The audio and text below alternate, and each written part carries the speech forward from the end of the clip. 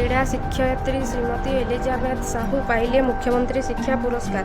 अनुगुल जिला अनुगुल ब्लॉक अधीनस्थ बंदरा सरकारी उच्च विद्यालयर कार्यरत क्रीड़ा शिक्षयित्री श्रीमती एलिजाबेथ साहू को 2024-25 शिक्षावर्ष क्रीड़ा क्षेत्र में पारदर्शिता निमंते मुख्यमंत्री शिक्षा पुरस्कार पाइबा पाई योग्य विवेचित होइथिबारु पवित्र गुरु दिवस अवसर में पुरस्कार और उत्तरीय प्रदान करा जाइअछि।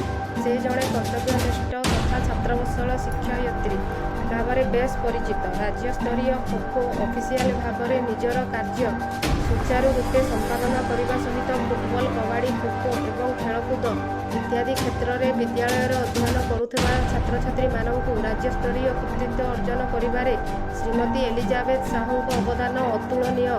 अनुगुल जिला आठमल्लिक ब्लॉक बेड़ीपत्थर ग्राम पंचायत बड़दादर ग्रामर जन्मग्रहण करिथिबा माता श्रीमती अंजना साहू एवं पिता प्रभाकर साहू सुपुत्री तथा एकमात्र सुयोग्या कन्या श्रीमती एलिजाबेथ साहू को सफलता पाई सबु महलरू शुभेच्छार सुह छुटुछि।